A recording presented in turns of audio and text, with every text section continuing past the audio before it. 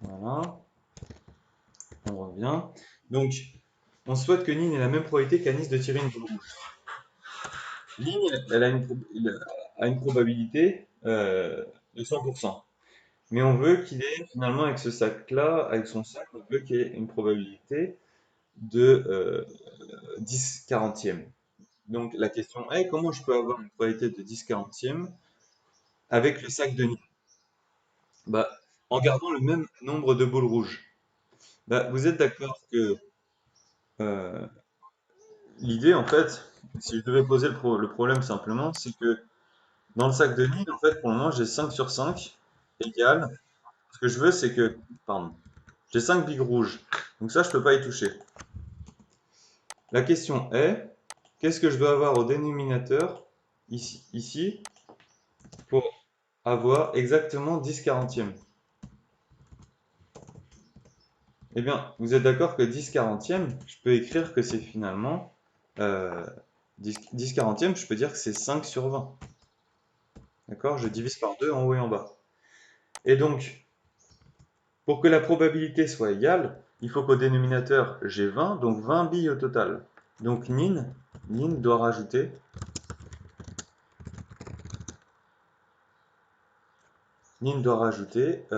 donc 15 billes noires. On va rajouter 15 billes noires pour avoir la même probabilité que Canis. D'accord? Donc je répète la dernière question. On vous dit on souhaite que Nin ait la même probabilité qu'Anis. Anis, il a une probabilité de 10 quarantième d'obtenir une bille rouge. Pour le moment, nous, Nin a une probabilité de 100%. Donc comment je fais? Combien de boules noires vais-je devoir rajouter? Bah, j'écris en fait une simple égalité. Je dis que j'ai 5 sur un nombre total que je ne connais pas, et je sais que tout ça, ça doit être égal à 10 quarantième, puisque je veux exactement la même probabilité. 10 quarantième, je peux le simplifier pour faire apparaître un 5 au numérateur. 10 quarantième, c'est aussi 5 sur 20. Donc comment je fais pour avoir 20 billes au total? Ben, je dois ajouter 15 billes noires.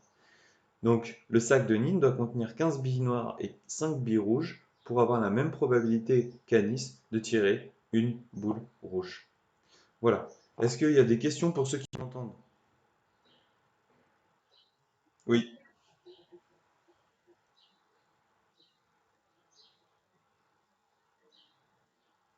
oui. Le 15, c'est parce qu'en fait, tu vois, si je regarde le 5 sur 20, t'es d'accord? Je peux l'écrire comme étant 5 sur 5 plus 15. Donc les 5, c'est le billes que Nin avait initialement dans son sac. Et je dois rajouter 15 billes pour avoir 20 au dénominateur. Et donc du coup, je sais qu'il faut 15 billes noires. D'accord? En fait, bon, l'idée, c'est de retrouver exactement la même fraction. Sachant qu'à la base, j'avais 5 sur 5, comment je fais pour avoir 5 sur 20? Bah, je dois rajouter 15 billes pour avoir un total de 20. Est-ce qu'il y a d'autres questions? Pas d'autres questions? Par rapport à ce qui m'a été envoyé, c'était bien, hein. Pour la plupart, pas de gros soucis. Il y avait juste cette question en fait qui posait un peu de problème. Ben oui, il faut vraiment comprendre que. Bon, vous allez le voir dans le cours que je vais vous envoyer là, cet après-midi. Le, L'idée en fait pour calculer une probabilité, vous devez juste calculer le nombre d'issues favorables sur le nombre d'issues total. C'est toujours comme ça une probabilité. Quelle est la probabilité de tomber sur donc une voiture verte par rapport au nombre de voitures? Bah, je fais le nombre de voitures vertes divisé par le nombre total de voitures. Pareil pour les billes. Donc quelle est la probabilité de tomber sur la probabilité de tomber sur une bille rouge? Bah, je prends le nombre de billes rouges que je divise par le nombre total de billes. C'est toujours comme ça. Il faut d'abord trouver le nombre d'issues favorables divisé par votre univers. Là, je suis en train d'employer le vocabulaire qui est présent dans le cours. Donc à chaque fois, ici pour reprendre, juste pour finir, dans l'exercice 1, l'événement c'était voir une voiture noire, voir une voiture blanche, voir une voiture rouge, voir une voiture d'une autre couleur. Ça, on avait quatre événements en fait. La probabilité, c'est le nombre d'issues favorables divisé par l'univers. Ici, l'univers, c'est 200 voitures. Le nombre d'issues favorables, bah, c'est les issues qui sont favorables à l'événement que vous êtes en train d'étudier. Et on a vu que la somme des probabilités est bien égale à 1. Et dans l'exercice 2, l'univers, c'est quoi? C'est le nombre de billes total pour chacun des sacs. Donc dans le sac de Nîmes, l'univers, c'était 5. L'univers pour Anis, c'est 10 plus 30.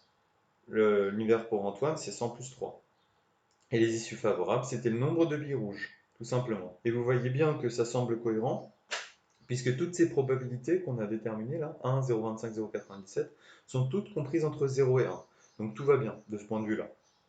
Et puis 2, voilà, je ne vais pas répéter, je l'ai expliqué. Alors est-ce qu'il y a des questions sur, vis-à-vis des deux exercices, ou même vis-à-vis du cours? Est-ce que le cours était compréhensible? C'est bon? Ok. Est-ce que vous avez des remarques par rapport au cours? Est-ce que vous voulez que je fasse des modifs sur les vidéos, sur la façon de présenter certaines choses, ou ça va? Ça va? Ok. Ok, impeccable. Bon, bah, du coup, je vais mettre en ligne la petite correction de ce matin, et puis je vais remettre une petite vidéo sur la suite du cours des probabilités. Vous allez voir, on va essayer de formaliser un peu finalement ce qu'on a vu ce matin. On va écrire comme, le but du prochain cours, c'est comment je fais pour déterminer une probabilité parce que je suis en situation d'équiprobabilité. Bon, vous allez voir, ça va vous paraître plus clair avec la vidéo. Alors, s'il n'y a pas de questions, bah, je vais